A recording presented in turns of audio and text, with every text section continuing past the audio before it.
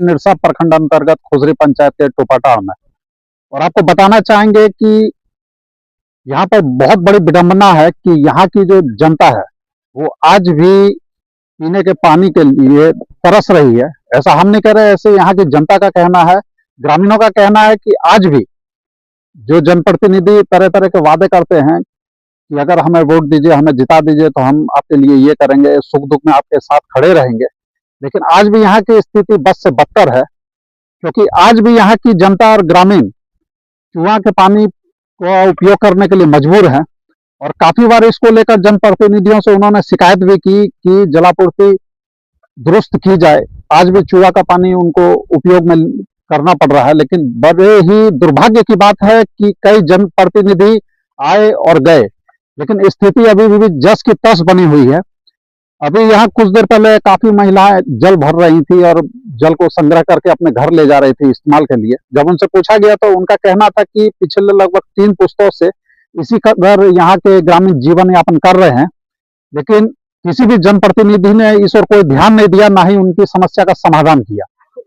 असुविधा तो हम लोग का बहुत है, लेकिन कोई समाधान नहीं करता है। यहाँ पर पानी का समस्या जो देख रहे हैं आप लोग मीडिया बंधु, पानी का समस्या बहुत है हम लोग का, लेकिन इसका दूर कोई नहीं करता है। लेकिन यहाँ अक्सर देखी जाती है कि स्थानीय जनप्रतिनिधि, मुखिया की अगर बात करें, यहाँ के विधायक वर्तमान निवर्तमान, चाहे कोई भी जनप्रतिनिधि जो निशा में प्रतिनिधि करता हो, ऐसे लोगों अक्सर बड़ी बड़ी डींग हाँकते हैं और अपने जो विकास है उसका बड़ी बड़ी बातें भी करते हैं। क्या कहिएगा इस संदर्भ में? अभी आज 1.5 महीना पहले एगो ऊपर से आया था कि एमडी कौन फंड है एगो धनबाद से, इतना हमको जानकारी नहीं है। वो बोला कि आप 8 महीना रुक जाइए, चेक डैम आप लोग का हो जाएगा। अब देखिए कितना दिन में होता है। इससे पहले जो भी विधायक थे वो तो कोई ध्यान ही नहीं दिया है।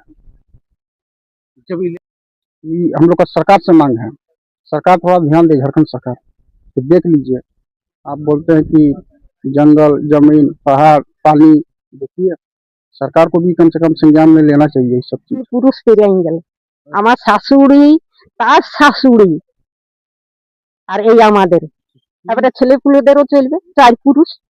3-4 পুরুষ তোমরা এইভাবে জল ভরে ঘরের দৈনন্দিন কাজে লাগাইছো, তো এখানে বিধায়ক, এখানে সাংসদ, এখানে মুখিয়া কোনোদিন কি আর আসে না? এটা চোখে পড়ে না? সবাই আছে, এই রোডে পার হচ্ছে, কোনো ব্যবস্থা দেখতে করে পান না? না।